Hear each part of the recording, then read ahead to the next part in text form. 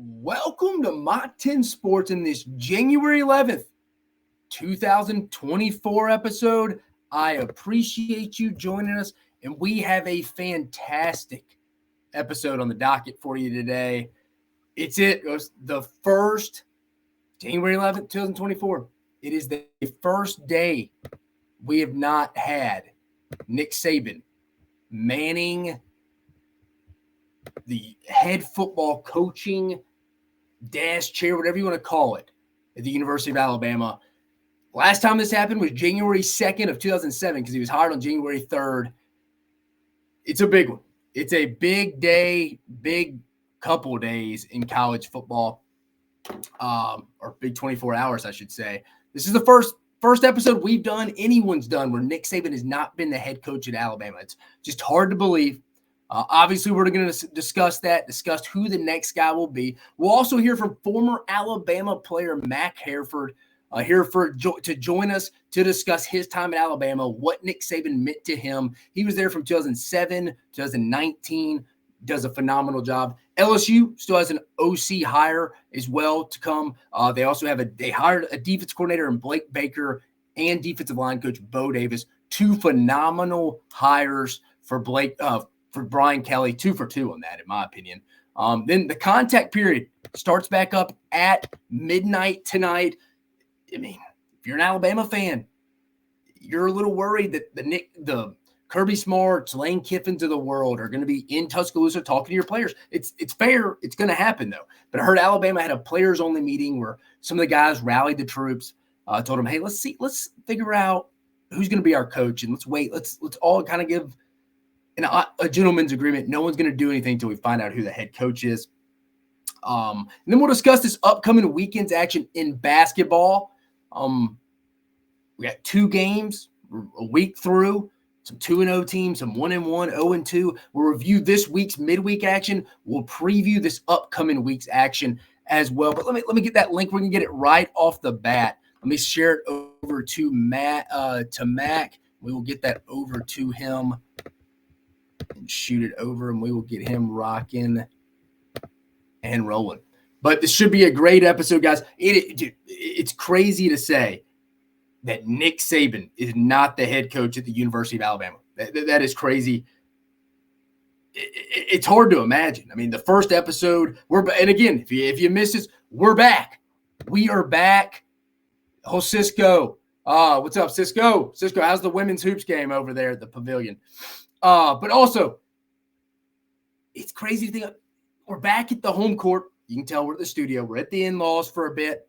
But we're back on the home court, on our home field, where we're comfortable. We got a pretty good episode here. Again, we're going to talk, obviously, Nick Saban, the legacy he left, not only at Alabama, but the sport, the future of the sport, just overall, an ambassador, great coach, great leader of men. We'll talk about what's next, who Alabama should hire, who do I think they end up hiring. Then obviously we'll talk about college basketball, the week it was. We mentioned it as we wait to get Mac on here. Sorry, we had some technical difficulties right off the bat. Again, getting back from where we were at the in-laws, getting that figured out. So we're back, ready for action. Just had some technical difficulties right off the bat, waiting for Mac to get on here. He's going to join us here just shortly. But God, man, Nick Saban, not the head coach. Again, like I mentioned, I can remember where I was the day Nick Saban took the job on January 3rd, 2007. I can remember I remember sneaking out, pretending I had to go use the bathroom. At our high school, we had bathroom passes, randomly enough. But I was out, teacher probably didn't know what I was doing, monitoring. I remember you had that just massive melee that was the airport of everybody greet Nick Saban coming. I mean, you knew it was going to be a big-time hire. You knew there was going to be massive success. You didn't know the extent, though, 17 years later. 6 national championships, 9 SEC Western Division titles, multiple SEC championships. You just didn't see – you knew it would happen, but you didn't know it would be to the extent that it was. You just – and anybody who – would tell you that they did, I think's lying a little bit. Just making sure Matt can get on here. But again, I mean, crazy. January 11th, 2024. He probably went 8 years longer than a lot of people really thought. Remember, the initial thought for Nick Saban initially was that he doesn't stay anywhere long. Look at Michigan State. Look at LSU. Look at the Dolphins. He'll be a mercenary 3 to 4 years, and he's out. And he's out. That's what a lot of people thought. Nobody thought he would make a home 17 years in the making. You didn't. No one did, I don't think. But before Matt gets on, we'll roll into the Nick Saban conversation. Like I said, he officially hung it up at Alabama. Never thought you would see the day. It was a day you always remember where you were when he retired. It's just the way it was. You always remember where you were when Nick Saban retired. Like I said, hell, I remember where I was when I got hired. I was a junior in high school, or when he retired, or when he got hired. I was a junior in high school, January 3rd, 2007. Like I mentioned, use the bathroom pass, check in the library, see all the stuff. Remember, it could have been Rich Rod, but he turned him down. That was the rumor. Then it was Nick Saban. Everybody knew it would be a fantastic hire. I remember I was going to the Sugar Bowl that day. The LSU Notre Dame Sugar Bowl in 07. Les Miles, Charlie Weiss. You had Jamarcus Russell's last game, facing Brady Quinn, Jeff Samardzija, and them. LSU won the game, but you even felt like the buzz in New Orleans. Because remember, obviously, Nick Saban was at LSU. You remember the buzz that night in the Superdome was just LSU fans were they ended up the next year winning the national championship. But you kind of felt like LSU fans were a little uneasy when that happened. Like, oh, shoot. Our guy, if he'd have stuck with us, would have won. We'd be on our second national championship probably, and he's going to our rival. And again, Alabama and LSU were always rivals, but it was obviously amped up a bit when you added Nick Saban in there going to Alabama. I mean, you did. I mean, just naturally, that's what happened. It was a day that changed college football forever, but I don't even think we realized the impact that it was. Like I mentioned, 17 years later, you would not have imagined the success. It became normal. It became normal. It was Tiger Woods-like. He was like, man, we expect this guy to play like a freak show. I mean, he was like, yeah, double-double, triple-double every night for a basketball player. Or, yeah, he went 8 1/3. 7 innings of a bad night for him. You expected it. The guy went 16 straight seasons with double-digit wins. I mean, just the statistics are baffling. The guy was more than a football coach. He was an ambassador of the university, a teacher of men, and an advocate for the sport. The guy should probably be the football commissioner when they name one. He really should. I know Josh Pate always advocates for himself, but it's Nick Saban. I say that because the guy wouldn't just be successful as a football coach. We honestly probably wasted the guy's best talents on a sport. If we're being completely honest, we probably had talents on a sport. But Matt Hereford joining us right now. Let's get him on. Mac, what's up, baby?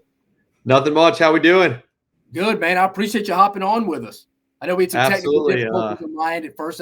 Appreciate the patience, brother. Oh, 100%. I appreciate y'all. So how's everything going over there? So first of all, tell us, I opened up the show by starting and saying it's one of those days you remember where you were. Just like I remember, like I was mentioning, I was a junior in high school when we found out on January 3rd, 2007, he was taking over. And I remember going to the Sugar Bowl that night, LSU, Notre Dame. And you could feel the buzz in New Orleans, and LSU fans were kind of like, oh, crap. Even in their win. It was kind of like, again, I wasn't alive, neither were you, when JFK got assassinated, 9/11. And those are tragedies. So I'm not trying to compare it to that. But it's just one of those days you remember where you were. When Elvis died, you just remember where you were when this happened. What were you doing yesterday, Mac? It's funny. So I was just in my house, just got back from a workout, and I remember vividly one of my friends I live in Nashville, so I was in Nashville, Tennessee. One of my buddies who lives in Nashville, huge Tennessee Volunteers fan, reached out to me and said, Mac, Coach Saban's retiring. And I started laughing, and I was like, no, like, buddy, it's a joke. He's like, no, I'm serious. I'm seeing stuff. And I'm like, it's got to be some kind of prank, like, no official pages to post or whatnot. Yeah. 5 minutes later, ESPN notification comes up, bang, Coach Saban's retiring. And I was like, holy shit. It was my first reaction. And then I would say from that, I still, even yesterday, today, like I was talking to some people, I felt just like, wow, like it's hard to comprehend, everyone, I'll tell people, everyone knew it was coming, just no one knew when it would come. And I don't think anyone expected it to be after this season. And so it was pretty wild. I'm still trying to digest the whole entire thing. But at the end of the day, and my first like initial reaction when I really understood that it happened was, look, I was grateful. I'm just happy, extremely happy that I was a part of a program or, under the time that Coach Saban coached and got to experience him, whether it be back from 2007 when I went to his first camp at Nick Saban football camp, to all the way to the day that I ended my career at Alabama. And then till now, I've always respected, and he's the go to college football. So it's a pretty wild thing. And I'm just grateful I had a small piece of it. So tell us how you got started in Alabama. Obviously a walk-on from Birmingham, right? Yep. So Birmingham, Alabama. Grew up. I'm a fourth generation at the University of Alabama. So my great grandfather went to Alabama, grandparents, mom, everything like that. So aunts and uncles. But all that to say, grew up bleeding crimson as a kid. Was all I watched was Alabama football. Huge Tide fan when I was younger. And then 2007. So I remember Coach Saban. We hired Coach Saban. I was a little bit young at the time, but I remembered it, and it was like, who is this Coach Saban guy? I didn't really get all the coaching stuff. I didn't get all the situation, but was like, I'm going to go to his first camp because I loved football and I loved Alabama football. Went to his first Nick Saban football camp. Will always remember it. I went with my grandfather, who kept on telling me, he's like, this guy is going to be the guy. And I was like, what is my grandfather now? But my grandfather and my mom took me to that first camp. And I remember meeting Coach Saban on that field at the beginning of the camp. And then immediately after we go, the Nick Saban football camp, it's an incredible experience. But we went to the facility, Malmore facility, and he talks to all of the people at the kids at the camp, but along with their parents to start the camp. And I just remember him saying stories right then and there, learning from him, and taking everything he said so seriously, whether it was about the process or one of the vivid memories that I have is him talking about Martin Luther King Jr.'s quote of, if you're going to be a street sweeper, be the best street sweeper you can be. So all the way from that start in 2007 is when I was like, I'm invested in this process, and I don't even know Coach Saban at the time. Following along to years and years after of investing in that process in the high school level, and and then ending up getting a preferred walk-on opportunity at Alabama to getting to go there. So it was pretty awesome. Mentioning that, tell me what is the most vivid, probably best memory of Nick Saban during your time in 17 through 19, correct? You were there from 17 through 19? 2016 to 2016. So you were there for 2 national championship games, or 3 national championship games, and then the 19th season for the Citrus Bowl, right? Yep, the Citrus Bowl. We don't talk about that too much. But yeah, so I would say there's a lot of them that come to mind. And I mean, whether it be him ripping into me on, because I didn't have my knee pads low enough, or another buddy of mine one time, we were on the scout team and we get shown cards. And just a funny story that my buddy, sometimes the scout team cards, so during the week we had to prepare, for whoever it may be. So say it was Clemson, we would have it, the scout team would be a science. So we would have a guy who is going to be like Hunter Renfrow. We have a guy who's going to be like their other receiver. We have a guy who's going to be like Deshaun Watson, whatever it may be. Well, this one week we'd prepared and stuff. And sometimes the scout team cards are wrong. And what's crazy is that they go through all, we study film and go through the other team's film, whatever, as we're watching and seeing what they've done in the past.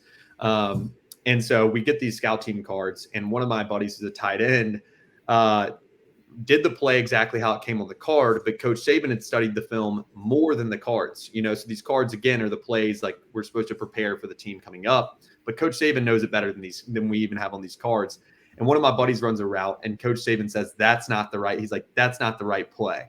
So someone who made the card mixed it up, and my buddy who's on the scout team did exactly what he was told, but Coach Saban thought he didn't follow the scout team card. Went over there to him and was like, man, you don't even know, you can't even read the card. Like, did you even watch cartoons growing up? You need to get the hell off the field, all this stuff, just ripping into him. So a lot of those stories are pretty memorable. But for me personally, probably the time that I met with Coach Saban, I wanted to be on the leadership committee, or thought that I would like to, go up to him and talk to him about leadership committee, and went into his office. And, you talk about a guy that we all see in practice every day. I'm a wide receiver, so I start off the practice and we're doing drills against the DB. So we're right next to Coach Saban, but there's just this level of respect and this level of just intensity he brings that going into his office, I'm with this guy every day. I'm with Coach Saban every single day, but there's this feeling of holy cow, like when I'm in the office one-on-one with Coach Saban, you can feel his presence when you walk in that door. And just that day, I couldn't even really remember or tell you what he said to me.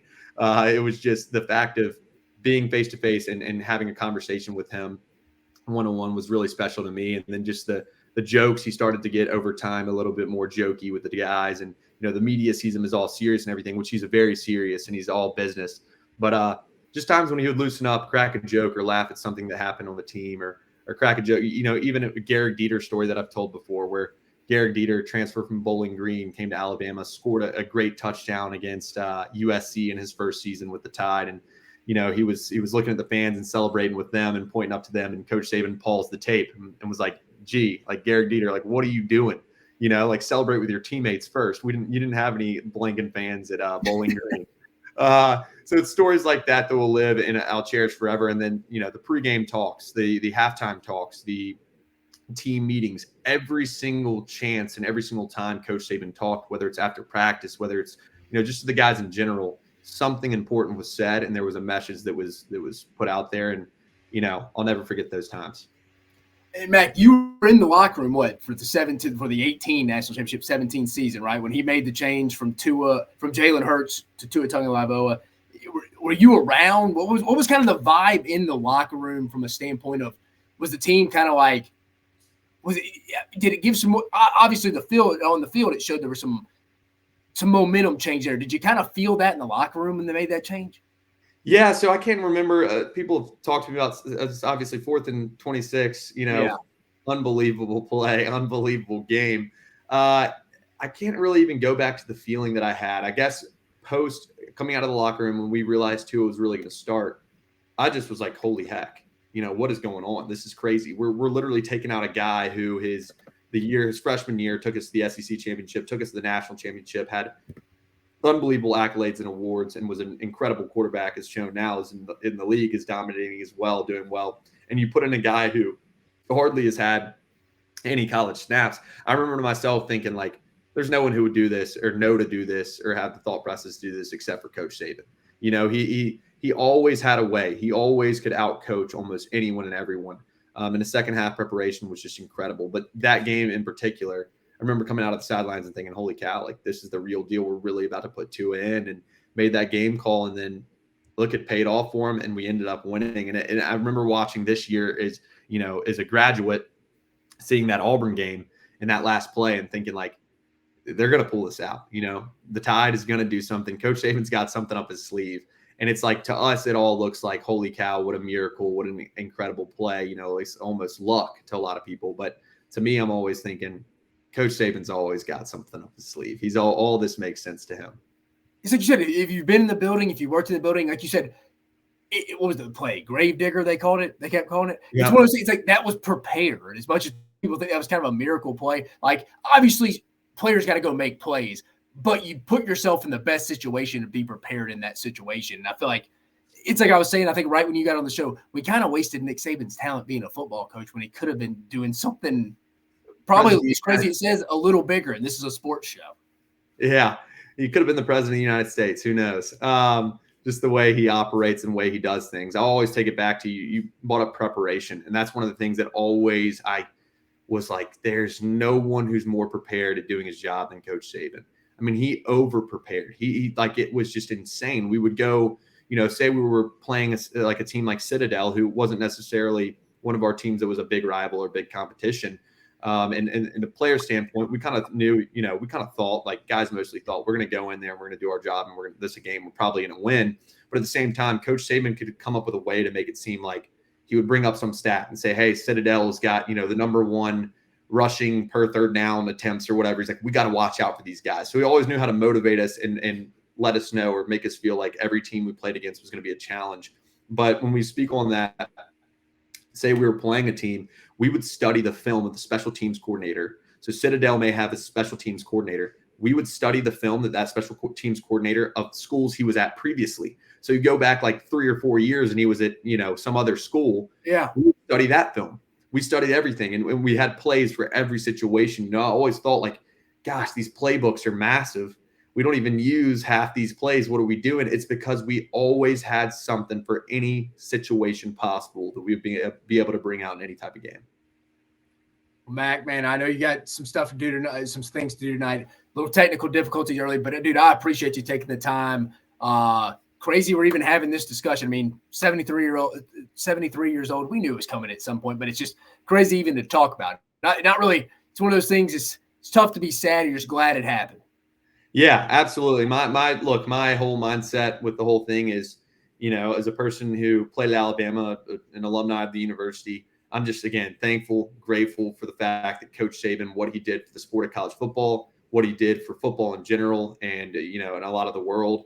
I know, again, it's a sports show, but look, he did a lot for a lot of people, and the impact he had just on Tuscaloosa and the environment and the ability to, he opened up charities. He has Nick's Kids. He has all these different foundations he's done that was in the, that people didn't always talk about. He's done a lot for the community, and just thankful and just grateful that I got to play underneath him, and excited for him to finally get like a little bit of a break and enjoy some time with family. And again, I'll never forget things that he said. Like, there was one that always stuck out to me. It's either live with the pain of discipline or the pain of disappointment. And we could just go on and on about Coach Saban's sayings, but every single opportunity, getting to learn from him, getting to be underneath him in that system was a privilege and just an unbelievable, awesome opportunity. So I'm excited for him. And, I think there's hope for the University of Alabama as well, looking forward to the next couple of years. Ladies and gentlemen, Matt Hereford joining us here, former Alabama football player. Mac, I appreciate you taking the time, brother. 100%, Dave. Appreciate you, man. Thanks for having me on. All right, brother. Have a good night. All right, you too. Thank you. Again, guys, Mac Hereford, former Alabama player. Thought I'd bring him on. Well-spoken guy, trying to get his career started. Thought he'd be someone good to come on and discuss his time at Alabama as a player under Nick Saban, the lessons he's learned. Again, crazy to say. Let's be happy it happened. Let's just be fired up that it happened. I mean, a tremendous career by Nick Saban. But before Matt came on, I was talking about just kind of what Nick Saban meant. Like I mentioned, I think we wasted the guy's talent as a football coach, for being honest. The guy could have been a president, a state representative, anything he wanted to do, because all his lessons in football always relate to life too. Like just his waking up and having a goal and not being results oriented, which 98% of us are. I'm guilty of it at times. I think we all are. But a process like, hey, no, we got to start with step 1, step 2, step 3. If I keep looking at results, I'm going to take these things for granted. You got to love the process. I mean, look at all the greats. I mean, he brought them in to talk to the team before. Kobe Bryant, Nick Saban. Kobe Bryant, Michael Jordan, guys like that. He brings in guys that have the same mindset as him. Just a brilliant person. Again, would have been successful at whatever he did. But I wanted to bring up some things before we move on to talk about who's going to ultimately, someone's got to replace Nick Saban. But I want to go over some things that Nick Saban had an impact on. First of all, obviously the Southeastern Conference in general. Starting back at LSU in 2000, LSU was always a gold mine. I mean, they're the only team in the state. There's so much talent in the state of Louisiana. But Nick Saban took it to the next level. He allowed it to not only hit its ceiling, but stay there. I mean, since Nick Saban, every coach that has been there, except Brian Kelly so far, but Nick Saban, Les Miles, Ed Orgeron, all won national championships. He put the blueprint out on how to be successful at LSU, and everybody just follows him. And then obviously when he went to Alabama, he changed the way athletics departments were run, specifically football organizations. He changed the way SEC coaches and football coaches in general were paid and how their staffs were set up. I mean, he started personnel departments. He got it started with guys like Ed Manowitz, who got it started. Tyler Siskey had been running departments. Kevin Steele, Pat Suddes. He understood that, hey, we got to have a personnel department like I had in the NFL, but somehow marriage it where it works in the college game, like early identification of players. He started that. That's why there's so many support staffs in college football, or big support staffs across college football now. He changed that.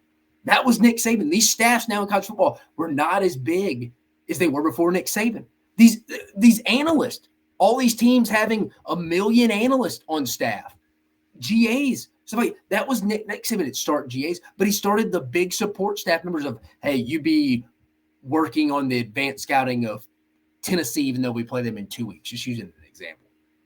Nick Saban started that. Always ahead of the time. also so willing to adapt to the times. Like he did, just always adapting. Obviously, he has an ego, but he would bring on former head coaches who he maybe could have been like, you know what, I don't want this guy's ideas because I'm the smartest guy in the room. Again, I worked in college football for 10 years. There's a lot of guys that say they're not yes men. There's a lot of guys that say they're not yes men, but they want a lot of guys who agree with them. I've worked with a few of them. Nick Saban's not like that. He wants guys, you may tell him something he doesn't want to hear and he gets pissed off, but he respects you for it. He respects you for it. I mean, he changed rules. I mean, he got rule changes from that standpoint. Remember, the offensive lineman couldn't go with the offensive lineman couldn't be more than 3 yards down the field to hurry up, no huddle offense. He got defenses to be able to, or refs to stand over the football and let defensive teams substitute. He did. I mean, he did stuff like that. Like I said, he changed the coaching salaries. Coaches weren't getting paid like that. He changed timelines for coaches. I mean, there have been 5 different Auburn coaches during a 17-year period. There were 6 different coaches at Tennessee. Those are your 2 biggest rivals at Alabama. Those were your 2 biggest rivals, and combined, there were 11 different coaches in a 17-year period at both those schools, or combined at both those schools. 5 at Auburn, 6 at Tennessee. Mark Richt probably wins a national championship at Georgia if Nick Saban's ever at Alabama, and probably retires at Georgia. There's no Kirby Smart. You could also make the case for Les Miles. He may not get fired at LSU. Nick Saban was ultimately his doing in. I mentioned earlier the rule changes, the hurry up, no huddle offense. Got a little ahead of myself there, but the hurry up, no huddle offense, he adapted. Nick Saban hired Lane Kiffin. I mean, Nick Saban would love to get under center like the Jim McElwain days and, hey, ball control. If we win the rushing game, stop the run the football, we're going to win the game. He knew, we got to start scoring a little bit. So he hired Nick Saban, hired Steve Sarkisian, guys like that to help him advance the game. He changed the way you viewed this sport of college football. I mean, he made Paul Feinbaum's career. I heard Paul Feinbaum on ESPN yesterday talking about how, if Nick Saban ever comes to Alabama, I'm probably not on ESPN. I'm still on AM radio. I mean, he affected people's lives that he wasn't even intentionally doing it, just by the way he conducts himself day to day. He was that great at his job. And again, I'm going to keep saying it. We wasted his talent as a football coach. The guy changed the sport as we knew it. He was the face of the sport for 15 years. Now, from a University of Alabama standpoint, just the school, he changed the school's entire landscape in the city of Tuscaloosa, if you want to be honest. Here's a stat. Since Saban's arrival, Tuscaloosa's population has increased by more than 10,000 people per 2022. Tuscaloosa County as a whole has seen an increase of over 40,000 people. It's a simple formula, really. Winning produces infrastructure. It's more than paid off on both ends for the city and university. Along with all those national championships, Alabama set athletics revenue records years ago, and the university enrollment has increased 51% since Nick Saban arrived in 2007. That's unbelievable. It's unbelievable. I mean, what was it? Back in 2013 when they did some 60-minute doc on him, it was the university president at the time. Who was it? The University of Alabama's president initially at the time. I forget. Sorry, escapes my mind real fast. But remember, he said, Nick Saban makes $8 million a year. And he's like, oh, he's severely underpaid. Nick Saban was severely underpaid yesterday, his last day at work. When you factor in all the tuition, all the enrollment, all the money brought into the city of Tuscaloosa, the state of Alabama, between changing the sport of college football, being the face of it, and helping the University of Alabama, the city of Tuscaloosa, and the state of Alabama, it's unbelievable what the state, school, the sport of college football is forever indebted to this man, Nick Saban. They are. It is what it is. Never really thought, just talking about it now, that we would be talking about him retired. And I know you see some stuff outside his statue at Bryant Denny, people putting flowers, oatmeal cream pies, whatever. It's like the guy died, but he didn't. It's a little excessive and stuff like that. But again, the guy had a major impact. He's the greatest college football coach of all time, with the greatest maybe college coach of all time. I mean, you're up there with John Wooden, but in my lifetime, probably the 3 biggest college sports icons in my lifetime. I'm just going to go with the big three sports here: football, basketball, baseball. Nick Saban in football, Skip Bertman in baseball at LSU, and Mike Krzyzewski in basketball at Duke in my lifetime. But man, what an impact, what a career Nick Saban had. He's still going to be around the building. Apparently, he's going to get an office at Bryant-Denny Stadium. He's going to be around. He's not leaving Tuscaloosa, so that's good. Still wants to be around. He's still going to be managing Nick's kids that him and his wife, Miss Terry, have done a phenomenal job managing. But again, the impact he had on this sport. There's not enough time in the day. There's not enough time in this show. And then the city of Tuscaloosa, the school. Remember when I got to Alabama, there's a lot of really Georgia, Alabama, and like Mississippi kind of, some Tennessee kids. Now it's the enrollment from the state of Texas and California is through the roof because people are like, man, if I can't get into one of my in-state schools in California or can't get into Texas A&M or Texas from an academic standpoint, Alabama's an SEC school, and man, they're damn good. They got a big brand. I want to go be a part of that, have that college experience. That's Nick Saban. Unbelievable. Underpaid. It's tough to say when a guy makes $10 million a year he's underpaid, but he was. But we got to move on. We got to move on into the future. What does that mean for Alabama? What is next? And as of now, Dan Lanning, he's going to stay in Eugene. And I don't really blame him. First of all, let's say this. It is going to be a very tough job to take over for Nick Saban. Now, people are going to be like, well, Ray Perkins couldn't get it done when he took over for Bear Bryant. Well, things are different now. Bear Bryant kind of just turned it over. The facilities were bad at Alabama. That's not saying anything about Coach Bryant. But Nick Saban left this place a lot better. I mean, Alabama was coming off a Liberty Bowl win with Coach Bryant. Alabama's coming off a playoff appearance in the Rose Bowl. Alabama's set up for much more success right now thanks to Nick Saban. So I don't think it's as hard of a job, but I get it. But to my point, Dan Lanning, not taking it as this morning, good for him. He wants to stay where his feet are, build Oregon up in the new Big Ten. But as of this moment, looking a little bit like, unless something changed on this show while we're on this show, but Washington's Kalen DeBoer, Florida State's Mike Norvell look like the two main targets right now. Kalen DeBoer, see maybe doing an interview or something or a radio show in Seattle, so that'll be interesting. Josh Pate was mentioning there were some SUVs outside the Tuscaloosa airport. He may announce at the end of his show who the coach is going to be. Again, his show's going on right now, so I can't tell you that. Mike Norvell, I know, would be real interested in the Alabama job and would probably take it if offered. They have some NCAA stuff coming down the line. They're not going to get into that. Also, I still think Steve Sarkisian's a little bit more than this otherwise heard. Now, I talked to Jeff Banks today, the tight ends coach. He says no, but Steve Sarkisian, as far as I know, is still not signed his contract extension. And for anyone who knows Greg Byrne, the Alabama Athletics, the Alabama AD, usually the names leaked in his search are not, they don't ever end up being the names they are. Nobody knew it was going to be Nate Oates, the basketball coach at Alabama. Nobody knew it was going to be Nate Oates. It was going to be Thad Matta, is what everybody thought. Nobody knew it was going to be Rob Vaughn until it was Rob Vaughn. Now, granted, this is his first time hiring a football coach at Alabama, and there's a lot more people involved in those hires, especially with a football coaching hire at Alabama. There hadn't been one since 2007. But, yeah, I wouldn't always, and again, there's only so many candidates, but it's not always the name that's leaked. Just like everybody thought Dan Lanning, an Oregon TV station, reported that he was in Tuscaloosa last night when the guy was watching Jason Bourne with his family. So, but again, Greg Burns likes to keep things tight to the vest. Like he always says, unless you hear it coming from me, don't believe it. But if this was me, people have asked me all day who I would hire. My first call would have been to Steve Sarkisian. If he told me no, I'm calling Dan Lanning. And first of all, Steve Sarkisian, I think he's the best play caller in college football, right outside Lane Kiffin. We'll get to that in a minute. I think he's got Texas rolling. I know they're coming off a playoff loss to Washington, but he's got them rolling.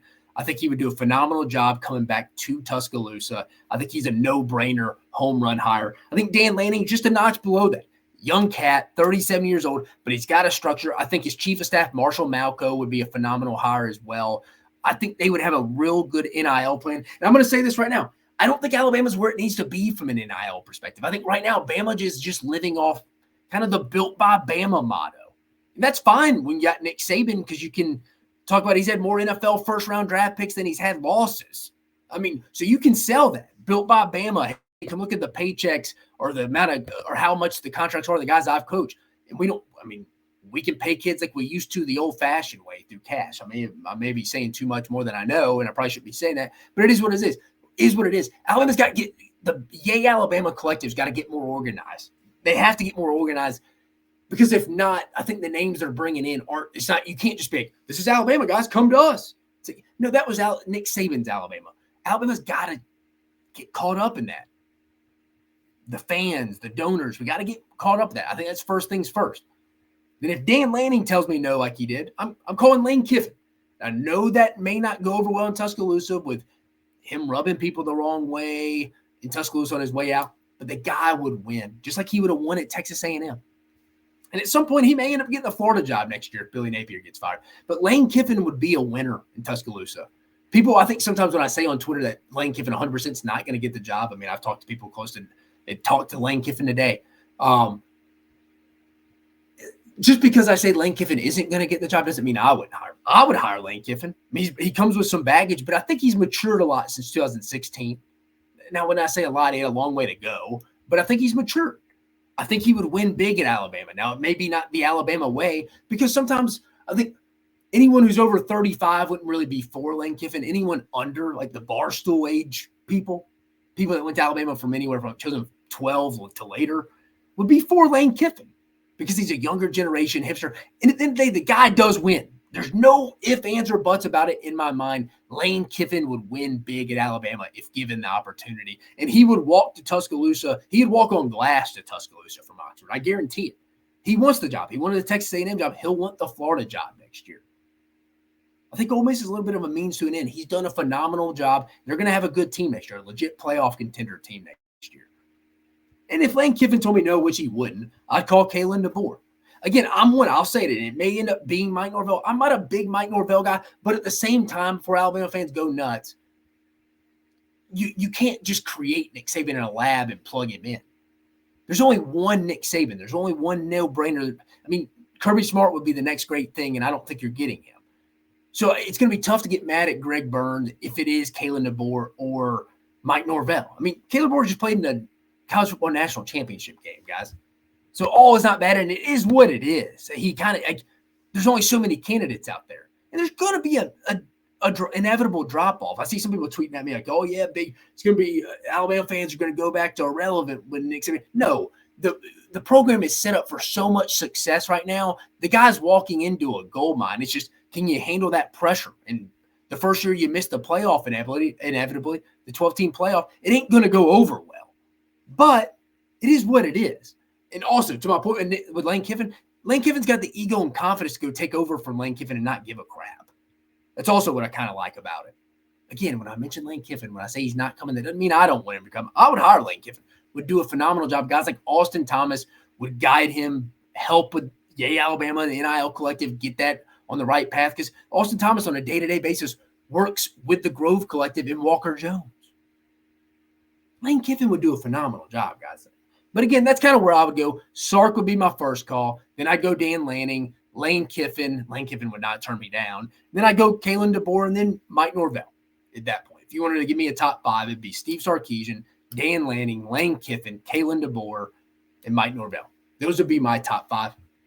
But I think it's going to be Kalen DeBoer, Mike Norvell, if you're going to make me bet. I think those are going to be your two. It sounded like Greg Byrne told the team, give him 72 hours when he met with the team yesterday.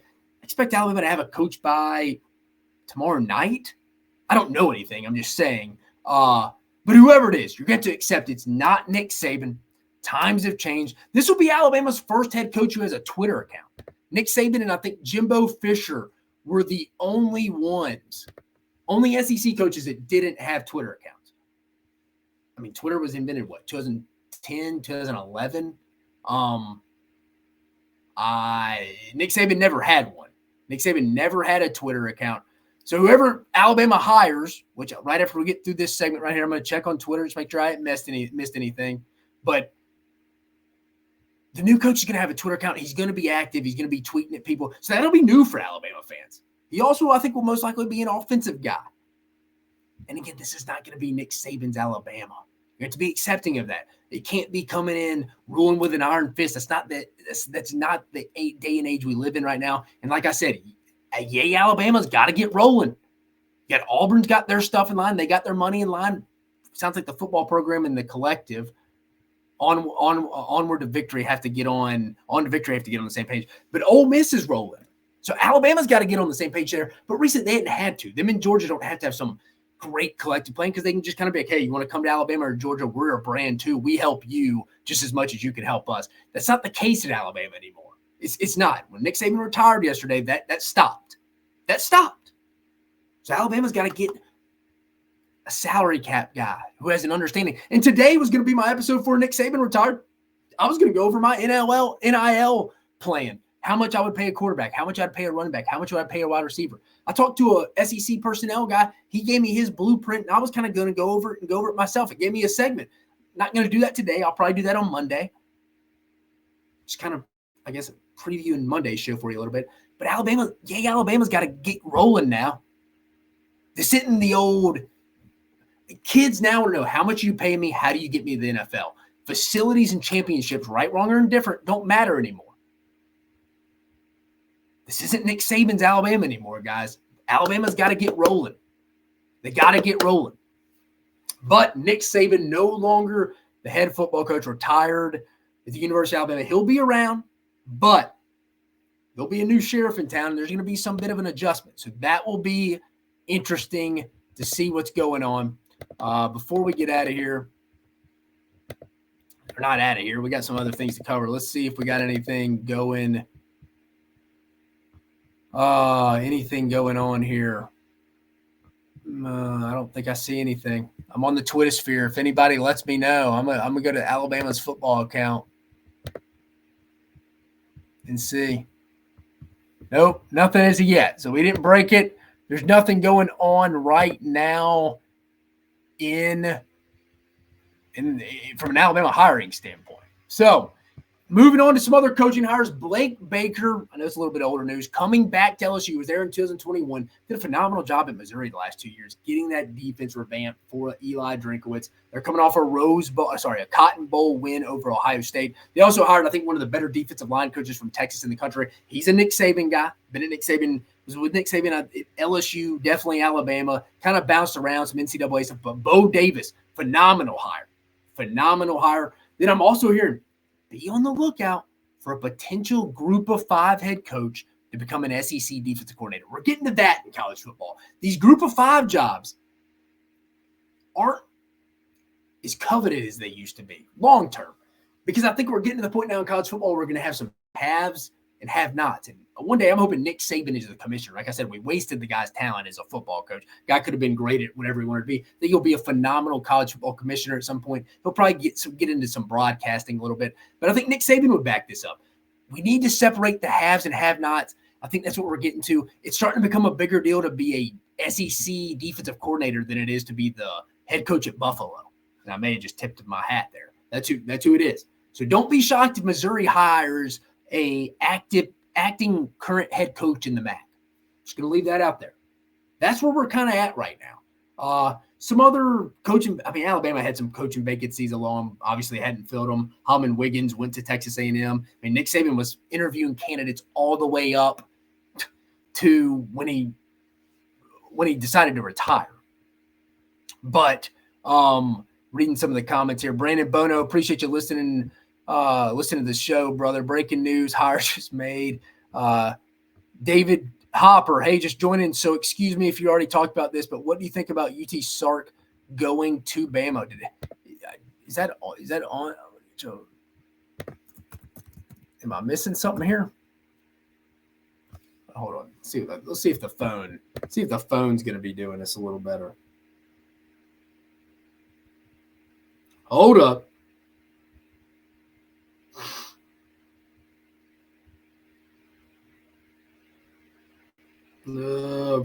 Again, not seeing anything. So I think the chat's messing with me, guys. It's hinting at yeah. There's nothing going on right now, guys. David. All right. So no, I'm asking if you think he's a top candidate. Steve Sarkisian, he'd be my first call, no brainer. Talked to their tight ends coach today, Jeff Banks. He said no. He didn't think it was going to happen. To answer your question, David. David, you're in Austin, right? So I appreciate you joining the show. We got listeners from all over the place, the Gulf Coast of Mississippi, Austin, Texas. But to answer your question, David, I don't see it happening. They're in the SEC now. Why would he take that job? Why, if you're Steve Sarkisian and he's loyal to Nick Saban, but you got all the resources you got at Alabama, at Texas. You're in the SEC. You're coming off a playoff experience. You can only go down at Alabama. You could be the guy that revived Texas to being back. You'd be the best coach at Texas since Mac Brown, easily. He already is. I personally wouldn't take that job, if I'm being honest with you. I personally would not take the job at Alabama if I was Steve Sarkisian. Now, we were talking about Greg Byrne earlier, Alabama's AD. If Greg Byrne went and hired Steve Sarkisian and he dropped his you-know-what on the table, best 3 hires in college athletics, hands down. Steve Sarkisian would be your football coach. Nate Oates would be your basketball coach. And a young cat named Rob Bond, who most people probably on the show don't know who he is, the new baseball coach who came over from Maryland. All 3 home runs. Unbelievable. Give Greg Byrne a raise if that were to happen. Will that happen? No. Because I think Steve Sarkisian knows. And like I said, talk to Jeff Banks today, special teams coach, tight ends coach. He acted like there was not much of a chance at all. Now, as of this morning, I think Texas's donors, boosters were still going through that contract. I think that contract was still on Sarkisian's table, just like I think Kalen DeBoer has a contract at Washington still on his table. And remember, he just recently switched agents to Jimmy Sexton and CAA. So keep that in mind as well as these hires as well. Any other questions I will get to, but David, I appreciate the question out there in Austin. I know you Texas Longhorns fans are nervous, but I don't think you got anything to worry about, if I'm being honest. I think I would be shocked if Sark took the job. But man, he'd be my first call, and then I would be hiring Lane Kiffin. Lane Kiffin, Dan Lanning, don't think you could go wrong. I think they're both a notch below Steve Sarkisian.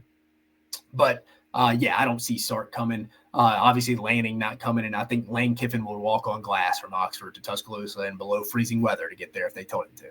But obviously, if you're just joining the show, I told you that's not happening. I like Lane Kiffin. I think he'd win there big because I think he's got some good people around him to keep him in the right direction. I just don't know if some of the guys over 40 at Alabama are ready for that. Brandon Bono, Dabo has some big kahunas to follow behind Nick Saban. I agree. Just like I was talking about with Steve Sarkisian. It's just you don't really want to follow the greatest of all time. I get that. People are going to keep, like I mentioned at the beginning of the show, Ray Perkins failed right after Alabama. That's fair. But if you go back and do your research, Alabama was not in the same situation Coach Bryant's last few years. They were coming off a Liberty Bowl win in his last game, whereas Alabama's coming off a playoff performance in the Rose Bowl, a top 5 finish in the country. They finished 5th in the country. So totally different. Nick Saban has all the resources ready. I bet whoever comes in keeps Ellis Ponder, they keep JT Summerford, all the guys, Brandy, everybody who works there. That's kind of been the core of the last 10 to 12 years. Yeah, will the new coach bring his own coaches, coordinators, stuff like that, maybe even recruiting people? Sure, but you're going to keep the core, I think, there. So, you got some big you-know-whats to come take over, but also I think that's why Lane Kiffin would be great because he's got the ego to do it, and he's got the confidence, and he could give a you-know-what about it in a respectful manner to Coach Saban, but he could give a crap. He's going to go try to lay his own path, which I can respect that. But like I mentioned, LSU also has some new hires. Blake Baker coming back to LSU along with Bo Davis. Matt Hereford, former Alabama player, joined us just a minute ago talking about his time at Alabama as a player. Good interview. Go back to the beginning of the show and review that. But it is time. It's basketball season, guys. I know Nick Saban retired. Crazy I'm on air talking about this with Nick Saban. With Nick Saban retiring. Never really thought I'd do a show. Yeah, we all knew it was coming. But you didn't really – it's one of those things you didn't ever really think it was going to happen until it happened. Everybody did a double take. I think this yesterday when Chris Lowe broke the news. But transitioning to basketball, sharing the screen with you here. Let me get it up for you. This week's action. Just reviewing Tuesday's action right off the bat. Alabama getting the 74-47 win over South Carolina at home. This game was a 1-point game at half. Alabama, led by Mark Sears, who's the leading candidate for the SEC Player of the Year right now. Him or probably Janiah Broome at Auburn. Alabama had a phenomenal second half. Went on a 10-0 run, locked down defensively. Ever since Alabama started switching on the screens defensively, they've been better. They obviously still miss Charles Bediako as a rim protector, but now they started switching the screens. They've gotten better. They're not going under screens anymore. So I think that's a big transition of them getting a big win. Alabama needed this because they got a massive game on Saturday night in Starkville at Mississippi State. We'll preview that one. Kentucky getting a big win, a little closer than people thought, getting a 13-point win against Missouri, 90-77 at Rupp on Tuesday. Kentucky struggled a little bit, but again, Kentucky's got probably one of the higher ceilings in the league when they're playing well. I thought Missouri fought their tail off in that one, but Kentucky just too much. LSU, totally different team with Tulane transfer and former LSU player Jalen Cook. He's stirring that drink right now. He's stirring that drink in Baton Rouge. LSU currently 2-0 in conference after getting a big upset win against Texas A&M last Saturday.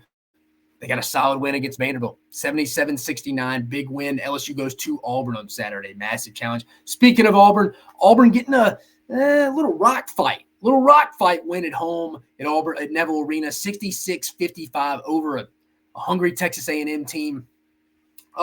Auburn didn't shoot great. I don't know if they used them all in their half-court shots pregame if you missed that video.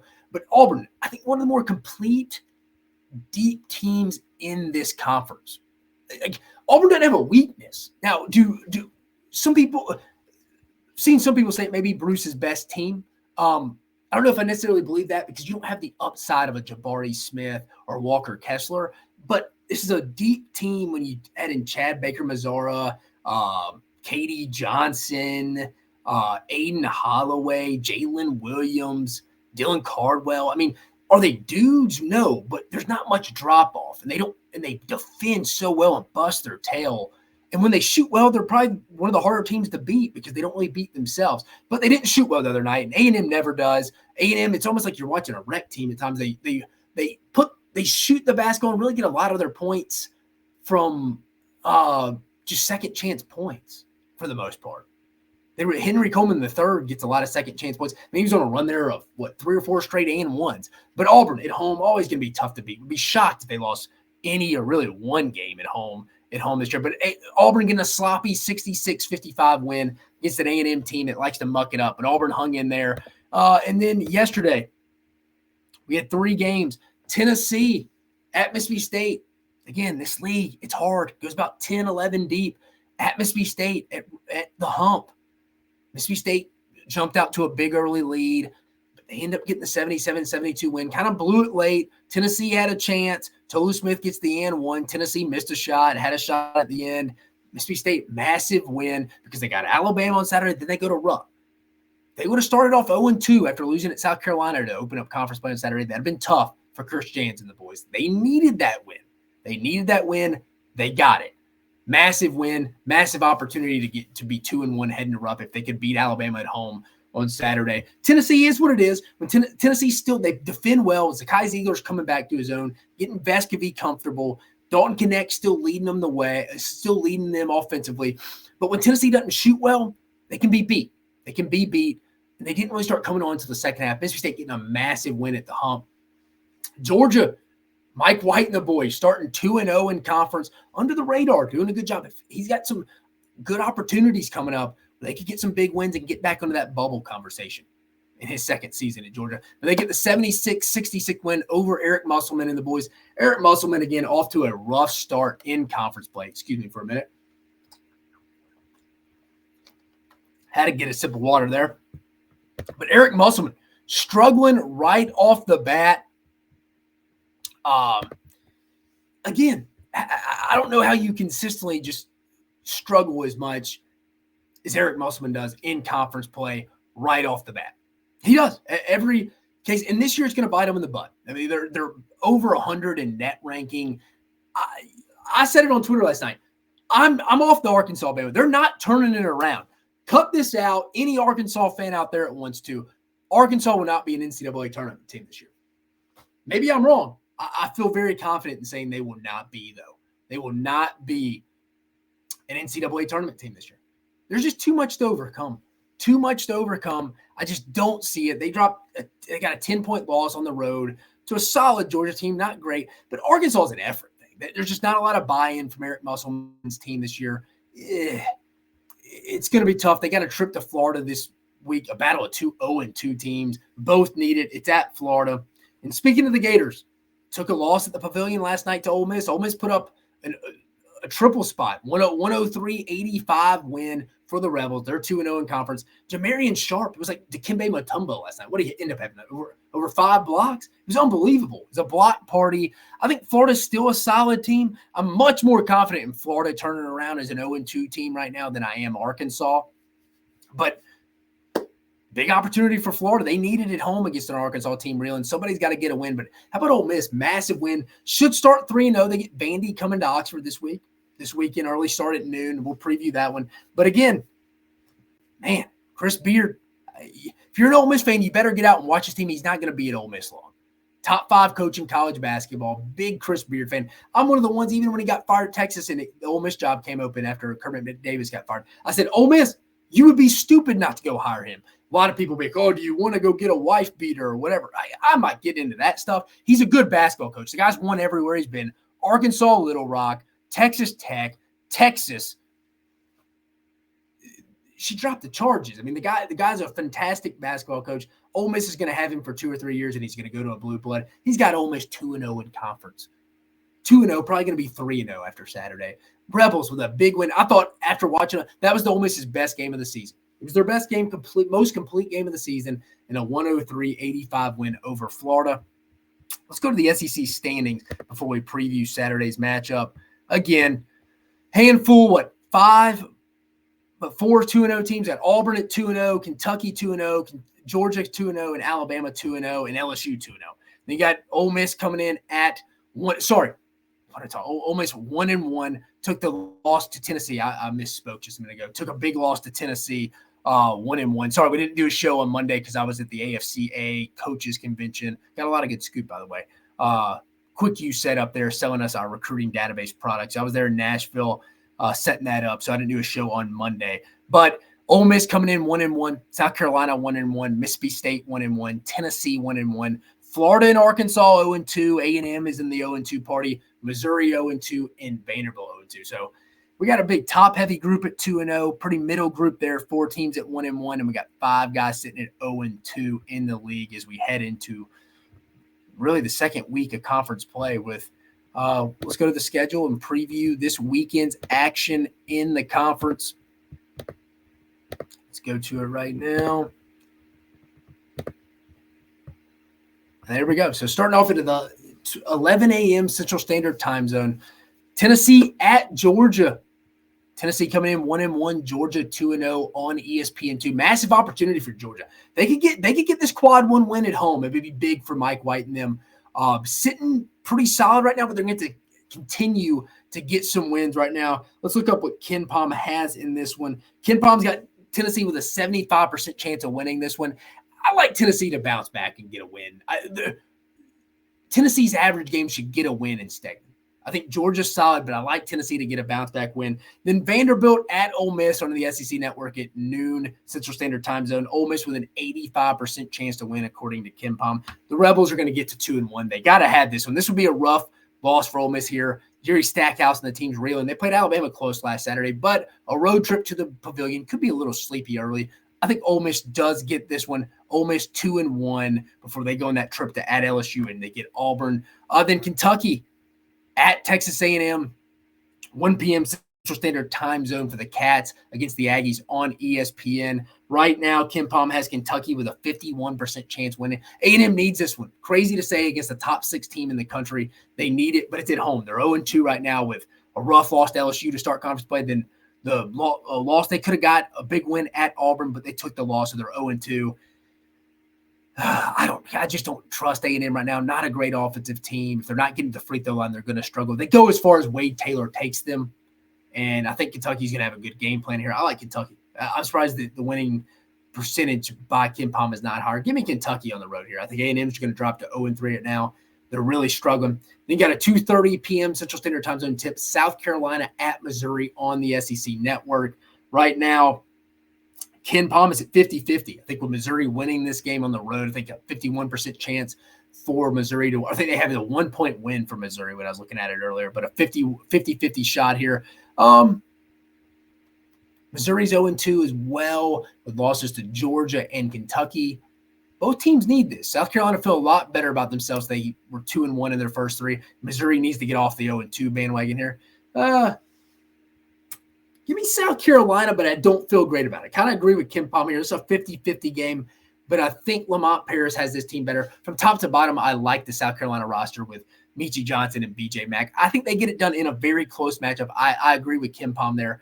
3 p.m. Central Standard Time Zone tip-off, Arkansas at Florida, the O'Connell Center on ESPN. A must-win for both these teams. This is a top 2 or 3 matchup, not obviously record-wise here. Florida, a bubble team. Arkansas not in that conversation. Both need it, though. They both come in 0-2. Arkansas with the historic loss to Auburn, biggest loss in Bud Walton Arena history, 30-point loss to Auburn last Saturday. Then they lost a double-digit loss to Georgia on the road. So Arkansas's lost both conference games by double digits. Not feeling good about Arkansas right now. I'm on record saying this could be the worst. Arkansas is not going to make the tournament. This is Eric Musselman's worst team. Florida, I think, a little better than the record says. Could have beat Kentucky at home last Saturday. I predicted they would, but I was pretty impressed with them. And then they went and took a loss at Ole Miss. Didn't look as great. Florida's going to get this. I can't pick Arkansas. Let's see what Kim Palm's got it at. Kim Palm's got Florida with a 74% chance of winning this one, and I agree. Until otherwise, can't be on the Arkansas bandwagon. Lock me in. Arkansas is done. Throw in the towel. Apollo Creed style. Throw in the towel on Arkansas. Come back to me later. I'm off the must bus. Throw in the towel. But Arkansas will be 0-3 after Saturday. Then a 5 p.m. Central Standard Time Zone tip, LSU at Auburn. Battle 2-0 teams in the SEC. Like I said, Jalen Cook, once the NCAA approved or he was eligible to play, he's been stirring that drink. He's the straw that's stirring the drink for him. The former LSU player for Will Wade transferred to Tulane, then transferred back this year. I mean, he's been a difference. They got a big road win at Texas A&M, beat Vanderbilt. But this is a different test. They're going to the toughest arena, toughest environment in the SEC. I still like Auburn to get this done. Auburn moving to 3-0. I mean, Kim Palm has this as a 92% chance of Auburn winning. I agree. Would be shocked if Auburn lost this game. So I got Auburn. And then the best matchup of the night. A big matchup, big NCAA tournament means here. Quad one opportunity for both teams. 7:30 p.m. Central Standard Time Zone tip. Alabama at Mississippi State on the SEC Network. Ken Palm currently has Alabama with a 55% chance of winning it. They have them winning the game by 2, I believe, 74-72. We should see Alabama matches up in this one. Is Muhammad Wagee back? Alabama starting center. I mean, I think Nick Pringle played his best game of his Alabama career. Muhammad Diabate, true freshman, came in, played great. You're going to have some – Alabama's going to have to get ready. I mean, Tolu Smith looks like he's rocking and rolling. This is a big physical team that gave Alabama some problems last year. They played 3 times last year. First 2 games in Starkville, Alabama won by double digits, but it was close. Second one, Alabama easily could have lost at Coleman. Mississippi State was up predominantly or majority of that game. Then Alabama got after Mississippi State, winning by 40 in the SEC tournament. This is one of those matchups. If Alabama shoots well, they could win this game running away. As crazy as that sounds. They proved it in the SEC tournament last year. If they're missing shots, Mississippi State's got the front court advantage with rebounding and second chance buckets. It could hurt Alabama. Mississippi State, again, with a very tough schedule right off the bat. At South Carolina, they lost. They beat Tennessee. Then they play Alabama. Then midweek, they go at Kentucky. So if they're 2-1 rolling into Rupp Arena and they're 2-2 after their first 4, they'd be fired up for that. So another big opportunity for Chris Jans and this team to get a quad 1 win against Alabama. If I'm making a prediction here, I'll probably go Mississippi State at home. I don't think it's a great matchup. Alabama's struggled some with some more physical teams, but Alabama's seen the best of the best from the bigs this year. I mean, you got Zach Edey they faced, Ballo in Arizona, Kalbrenner. I know he got hurt in the first half when they played Creighton, but still, Alabama's seen their fair share of bigs. They're not going to be overwhelmed with Tolu Smith. I mean, they've seen him last year as well. They play him twice a year, every year. But I think Mississippi State at home gets this one. And I think Alabama probably gets it when they go back to Tuscaloosa. But it's an interesting matchup here. I lean Mississippi State, which is fine, because Alabama gets Missouri after this. If Alabama could start their first 4 games 3-1, they would take that before that tough stretch at Tennessee and then getting Auburn at home. But I think that's the way it shakes out in the SEC this weekend. Agree similar with Kim Palm. Only one I disagree with for him, I would say with him, I would say probably Kentucky a little more than he does against Texas A&M.